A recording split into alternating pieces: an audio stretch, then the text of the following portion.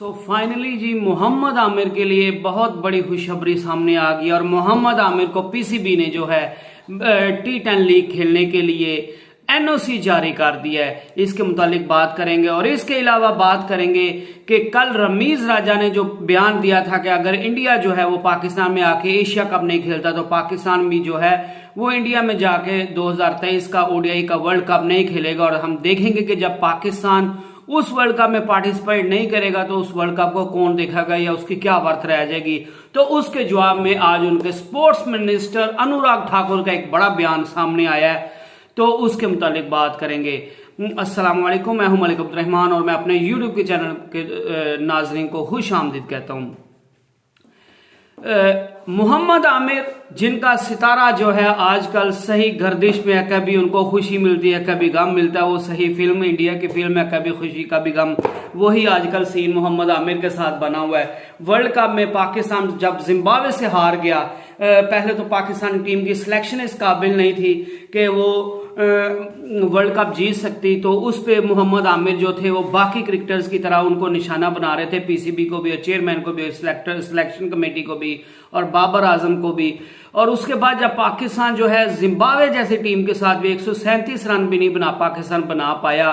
130 plus run भी पाकिस्तान नहीं बनाया पाया और पाकिस्तान वो जिम्बाब्वे के खिलाफ भी मैच हार गया। तो उसके बाद जो है आमिर ने बड़ा जो है वो पीसीबी को और सिलेक्शन कमेटी को और बाबर आजम की कप्तानी को बड़ा शदीद तनकीद का निशाना बनाया एक निजी चैनल पे बैठ के। तो उसकी वजह से है जो है, हालांकि मोहम्मद आमिर अकेले नहीं थे, जब जिम्बाब्वे से पाकिस्तान हारा था तो हर तरफ से हर बंदा जो है वो रमीज राजा, सिलेक्शन कमेटी और बाबर आजम की कैप्टेंसी को दोष दे रहा था और मिडिल ऑर्डर को दोष दे रहा था कि पाकिस्तानी टीम इस काबिल नहीं है कि वो जीत सके, उन्होंने सिलेक्शन गलत की है। लेकिन उसका नजला चूंकि मोहम्मद आमिर जो है वो ब्लंटली बोल रहे थे, एग्जैक्ट जो था वो अपना निशाना मेन पिन पॉइंट रमीज राजा, सिलेक्शन कमेटी मोहम्मद वसीम और बाबर आजम पे अपना निशाना लगा रहे थे, उनको कह रहे थे कि हकीकतन ये कसूरवार है, तो असल में हकीकतन कसूरवार वो ही थे। तो उसकी वजह से पीसीबी ने जो है उनको उनकी तनकीद का निशाना बनने के बाद अब जब T10 लीग हुई तो सारे खिलाड़ियों को पीसीबी ने एनओसी जारी कर दिया, लेकिन मोहम्मद आमिर को पीसीबी ने एनओसी जारी करने से इनकार कर दिया। और आप सभी को पता है कि जब कोई भी जो लीग बाहर के मुल्क में किसी फॉरेन लीग आप खेलने जाते हैं तो आपको अपने मुल्क से बोर्ड से एनओसी नो ऑब्जेक्शन सर्टिफिकेट के हमें इस लीग खेलने से हमें कोई एतराज नहीं है, वो आपको सर्टिफिकेट चाहिए होता है, उसके बगैर आप नहीं खेल सकते। तो मोहम्मद आमिर ने जब पीसीबी से राब्ता किया तो पीसीबी ने साफ इनकार कर दिया कि हम आपको जो है वो जो नो ऑब्जेक्शन सर्टिफिकेट एनओसी नहीं दे सकते T10 लीग खेलने के लिए। तो आज जो है वो मोहम्मद आमिर जो थे वो उनकी टीम ने 1 मैच खेला, 2 मैच खेला और वो टीम के साथ अबू धाबी में मौजूद थे और वो टीम का हिस्सा नहीं थे बन पा रहे क्योंकि उनको एनओसी जारी नहीं था किया गया। तो आज बंगला टाइगर्स ने फाइनली फैसला कर लिया था कि मोहम्मद आमिर को रिलीज कर दिया जाए और वो पाकिस्तान में वापस चले जाएं, क्योंकि जब उनको एनओसी जारी नहीं हो रहा तो वो पाकिस्तान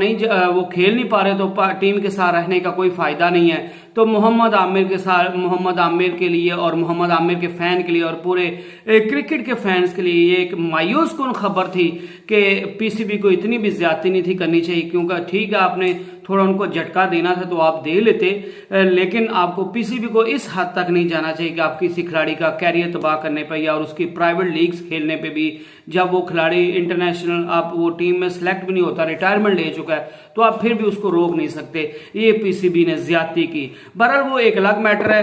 तो आज बंगला टाइगर ने उनको रिलीज करने का बड़ा फैसला कर लिया था। कुछ जराये की मानी जाए तो ये भी कुछ लोग कह रहे थे कि कुछ चैनल वाले तो ये भी कह रहे थे कि मोहम्मद आमिर जो हैं वो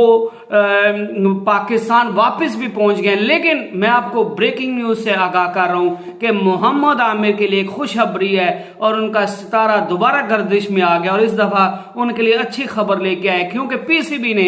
ऑफिशियली जो है पीसीबी ने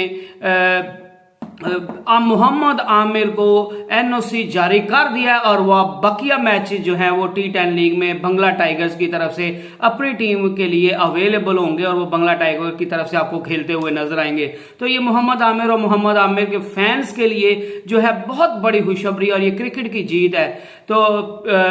मोहम्मद आमिर को बहुत बहुत मुबारक हो और मोहम्मद आमिर को भी अब चाहिए कि वो अपनी जो है परफॉर्मेंस से सबको, अपने नाकिदीन को जो है जवाब दे, ना कि आप अपने इतनी हार्श आप तनकीद करें किसी पे, लेकिन इस लेवल तक ना जाए कि किसी की जातियात पे ना उतर जाएं या ऐसे गैर मुहज़्ज़ब अल्फाज किसी के खिलाफ जो है वो इस्तेमाल ना करें। क्योंकि अगर आपने, मैंने पहले भी कई बार कहा कि जो स्पोर्ट्स के कोई भी बंदा होता है वो अगर किसी फॉरेन कंट्री में जाता है तो अपने मुल्क का एम्बेसडर होता है, और खासकर जो स्पोर्ट्स प्लेयर्स होते हैं वो अपने मुल्क के एम्बेसडर्स होते हैं, उनको देख के तो लोग उस मुल्क का अंदाजा, उसकी अच्छाई या बुराई का अंदाजा लगा लेते हैं। तो मोहम्मद आमिर को बहुत उनकी फैन, उनकी क्रिकेटिंग स्किल्स पे कोई भी डाउट नहीं कर सकता। तो मोहम्मद आमिर को भी जब तनकीद करे तो उनको भी चाहिए कि थोड़ा सा, वो पाकिस्तान का बोर्ड है, पाकिस्तान की क्रिकेट टीम है, तो मोहम्मद आमिर जो है वो तनकीद जरूर करें, उनकी जो गलतियां उनको पिन पॉइंट जरूर करें। हम उसको इस चीज से मना नहीं कर रहे, क्योंकि आपको हमेशा हक सच का साथ देना चाहिए, लेकिन प्लीज प्लीज मोहम्मद आमिर को थोड़े मुहज़्ज़ब अल्फाज इस्तेमाल करने चाहिए। तनकीद में भी आप इस बिलो द बेल्ट आप कोई बात ना करें, आप किसी की जातियात पे नहीं उतर सकते, क्योंकि you have not right to interfere in any personal life. क्योंकि आपको फ्रीडम ऑफ स्पीच है, लेकिन उसका मतलब ये नहीं है कि आपको एब्सोल्युटली राइट नहीं है कि आप किसी की, वो पंजाबी में मिसाल है कि मां बहन एक कर दें, किसी जातियात पे आप नहीं उतर सकते। फ्रीडम ऑफ स्पीच को इस हद तक रखें कि आपकी जुबान से, आपके एक्शन से जो है वो किसी दूसरे की जो है वो इज्जत पे कोई हरफ ना आए। तो बहरहाल मोहम्मद आमिर के लिए आज खुशी की बात है, और मोहम्मद आमिर के फैंस के लिए भी खुशी की बात है कि पीसीबी ने उनको एनओसी जारी कर दिया। और मेरे ख्याल से पीसीबी जो था वो मोहम्मद आमिर को झटका ही देना चाह रहा था, और आज जब पीसीबी ने सोचा कि मोहम्मद आमिर को वापस भेजने लगी है उनकी टीम, तो उनने उनको जल्दी से एनओसी जारी कर दिया। तो मोहम्मद आमिर और पीसीबी को दोनों को आपस में बैठ के एक दूसरे से बात करके, एक दूसरे के जो इख्तलाफात हैं, आपस में खदशात हैं, वो आपस में दूर करने चाहिए और किसी पॉजिटिव एंड पे पहुंचना चाहिए। क्योंकि मोहम्मद आमिर भी बहुत पाए के बड़े कमाल के खिलाड़ी हैं और बड़े मैच का बड़ा प्लेयर है। इसके अलावा बात करेंगे जी, रमीज राजा ने कल जो बयान दिया था कि पाकिस्तान जो है वो वर्ल्ड कप 2023 ओडीआई का जो इंडिया में शेड्यूल है अक्टूबर नवंबर में, तो वो पाकिस्तान उसमें पार्टिसिपेट नहीं करेगा, पाकिस्तान उसको बायकॉट कर देगा अगर भारत जो है वो पाकिस्तान में आके एशिया कप 2023 नहीं खेलता। तो हम जो है किसी न्यूट्रल वेन्यू पे जो है एशिया कप को करवाएंगे नहीं, क्योंकि अगर किसी न्यूट्रल वेन्यू पे एशिया कप अगर एसीसी करवा देता तो पाकिस्तान उसमें भी पार्टिसिपेट नहीं करेगा और एसीसी से भी एग्जिट कर लेगा, और उसके जवाब में फिर पाकिस्तान जो है वो पाकिस्तान 2023 का जो वर्ल्ड कप इंडिया में उससे भी एग्जिट कर जाएगा। और जब पाकिस्तान उस वर्ल्ड कप से एग्जिट कर जाएगा, उस वर्ल्ड कप का बायकॉट कर देगा, तो फिर हम देखेंगे कि उस वर्ल्ड कप की क्या हैसियत रह जाएगी, उस वर्ल्ड कप को कौन देखेगा और उसकी व्यूवरशिप क्या रह जाएगी। तो उसके बाद जो है आज इंडिया के स्पोर्ट्स मिनिस्टर अनुराग ठाकुर का उनका बड़ा बयान आया और उन्होंने रमीज राजा को जवाब देते हुए कहा है कि जो है कोई भी मुल्क जो है वो भारत को जो है अनदेखा नहीं कर सकता। No country has overlook India, कि कोई भी मुल्क जो है वो इंडिया को ओवरलुक नहीं कर सकता, कोई भी मुल्क जो है वो इंडिया को अनदेखा नहीं कर सकता। उनका साफ साफ कहने का मकसद था कि आप राइट टाइम आने दें, फिर आप देखिएगा कि इंडिया की वर्थ है या नहीं है इंडिया की। क्योंकि उनका ये भी कहना था कि इंडिया जो है उनने अगले कुछ सालों में 3 से 4 जो हैं वो आईसीसी के बड़े टूर्नामेंट्स वो गेन किए हैं, तो किसी और बोर्ड ने जो है, इवन किसी सिंगल बोर्ड और ने भी अगले 2-4 साल में जो है 2 जो आईसीसी इवेंट्स भी हासिल नहीं किए, लेकिन इंडिया ने 4 से 5 हासिल किए हैं। तो ये इंडिया की बड़ी कामयाब जीत है और इंडिया को अनुराग ठाकुर का साफ साफ कहने का मतलब था कि भाईजान इंडिया जो है वो आईसीसी को 80% फंड मुहैया करता है क्रिकेट का, और इंडिया जो है वो क्रिकेट की एक मंडी है, और आईसीसी जो है वो